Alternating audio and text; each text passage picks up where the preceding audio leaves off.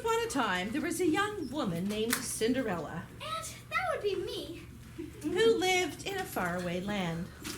Cindy was one lucky gal, or so everyone thought.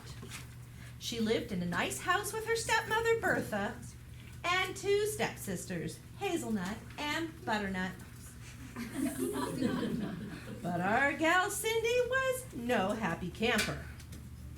You see, Bertha and her daughters treated Cindy as if she were their maid. They forced her to scrub and polish and clean and do whatever else they asked her to do. Cindy, oh Cindy, the floor needs tending to. Yeah, you heard her. Scrub.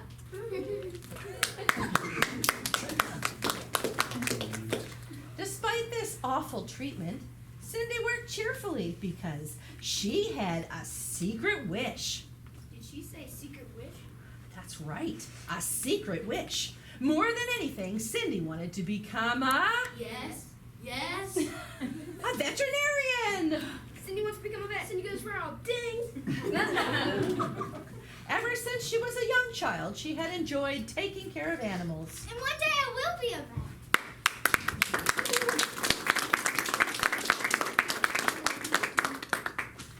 So after she finished her chores each night, she would stay up late and make neighbors' shoes for money. She saved each penny so she could someday afford to follow her dreams of becoming a vet. Little did she know, however, that soon things were about to change forever. Because one day, as Cindy was dreaming about her career as a vet, suddenly... Girl, howdy, we're your fairy godfather. We're here to grant your greatest wish. Yeehaw! At last, after all these years of being a shoemaker, she thought this was finally her chance to become a veterinarian. Why, thank you. Hands to me. Cindy thought her long days of hard work were over. Now that she had a fairy godfather, her wish could finally come true and she could become a vet. What I want more than anything in the world I know, child. Ever got dreams of marrying the handsome prince? Don't worry about it. We should care for everything. You're gonna go to the ball tomorrow night wearing the handsome prince. Get married. High five a dozen kids and live happily ever after. Oh, please. But that's not what Cindy wanted at all. We'll take care of everything and check on you later. Sweet! Get out! See if we ever come back to her again, boys! This is not going to end well. And so the fairies left Cindy to sweep and clean and think about many things. Like changing diapers? Ew!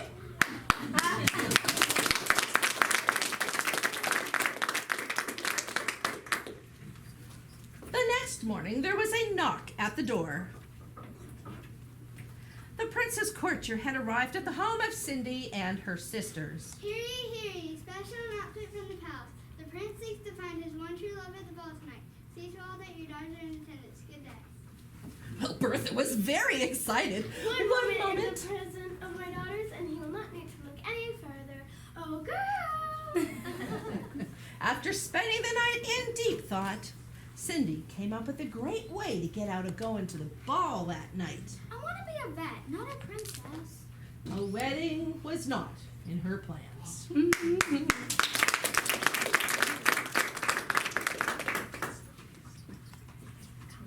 So first, she decided to go over to the room where her oldest stepsister and friends were having a sleepover. Butternut, time to wake up! Morning already? We totally need to get our beauty sleep for the ball tonight. Being beautiful is hard work. Cindy decided to try to fool Hazelnut into using her fairy godfather wish instead.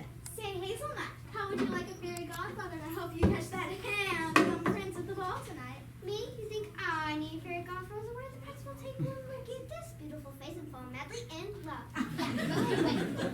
Yeah.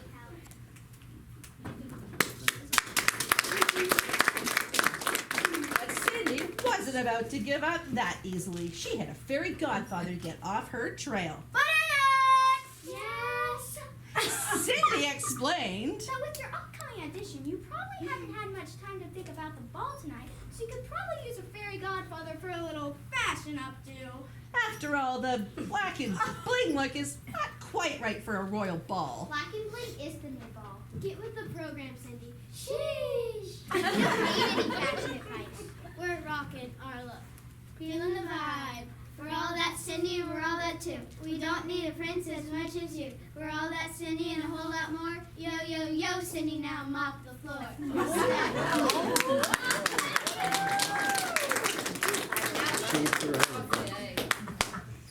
And so, feeling hopeless and alone, suddenly... Dude. Oh my God. Don't do that. Not more fairy godfathers. The fairies explained that they were subbing for the fairy godfather who actually kind of refused to come back. Gnarly cold. And they were there to get Cindy ready for the ball. Check out the gnarly digs, dude. This dress is fall of the house. You can say that again. Okay, this dress is far out. This dress is terrible. If I wear this, I'm gonna look like a lampshade.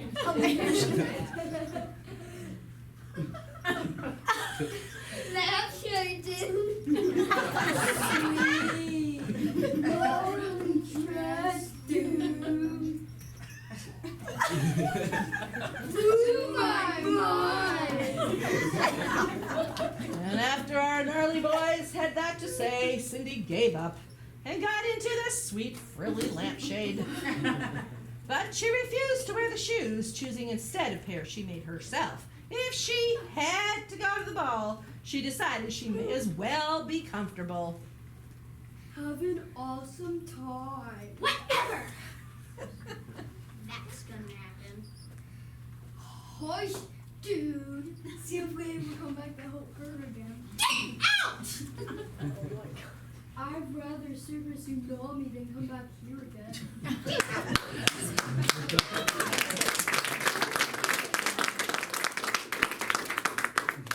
And just then the announcer appeared once again. Announcing the ball. At the ball, Bertha and the girls were in their finest of dresses with, of course, their finest of manners. Oh, well, kind of. When the prince and his friend arrived. I know Father wants me to find a princess and settle down, but I don't even want to get married. I hear you on that one. Oh, God. The prince would rather hang out with his buddies, watch basketball, and wear his tennis shoes. After all, married life in the castle is filled with social engagements, tuxedos, and fancy, uncomfortable shoes. Hey, Prince, look at the girl that just walked in. And there was Cinderella, sporting a stunning pair of Converse. The prince was all up in his shoe game and just had to meet her. Go say hi. Good idea. I need to give me a pair of those shoes. The prince walked up to Cindy and showed her his shoes. Hey, check out my shoes. I love your shoes. He had to know where she got hers. And they were starting to become friends when Cindy said, This is cool. This isn't so bad after all. Just be sure to tell me when that prince arrives. He's the last person I want to meet. I am the prince, miss. What? You just messed up! Say no more. Cindy was quick to take off. Midnight already? Gosh, gotta run! Well, the prince didn't even have a chance to ask her where she got her shoes. And Cindy was well on her way home. Someday we will find that princess. That's all for tonight, everyone. The prince wishes to retire. No fair. I want prince. The prince was so 5 minutes ago.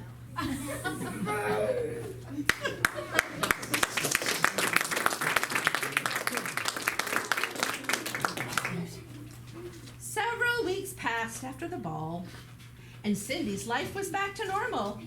She often thought of her narrow miss with the prince and was glad to be back at home with no surprising visits from fairy godparents. and working at her dream of becoming a vet. Not a princess! When one day, You spoke too soon. who should appear but Hello, Cindy dear. Happy day. See? Like the peachy cake! We hope we haven't scared you, dear. We had a friend. I know who you are! We've been sent by the head office.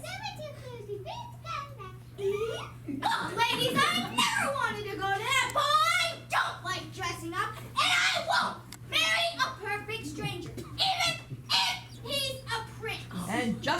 doorbell rang. Ding dong. Oh, can this day get any worse? I see why nobody wants to work in this agency. I hate this job. We quit.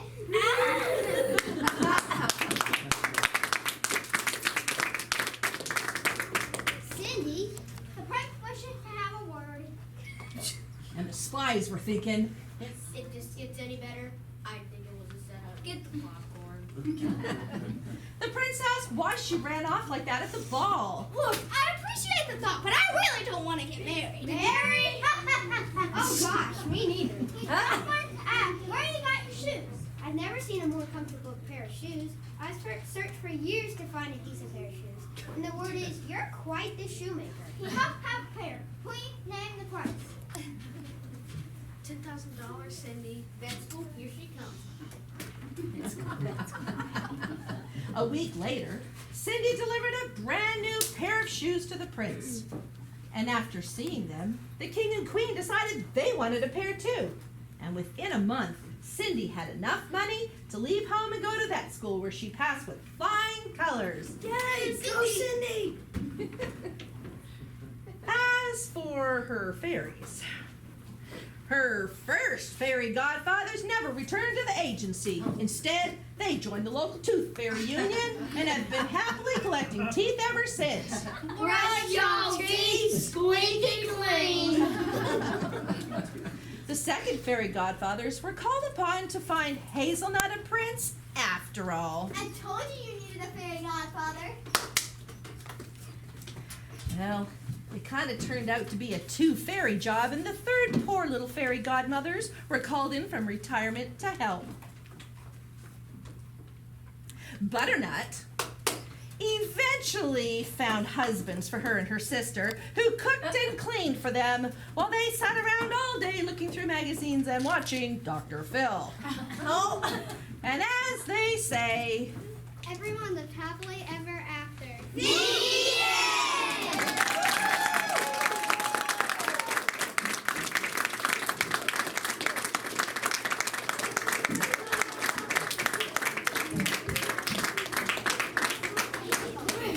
so what they're doing now is they're going to get into a little photo pose.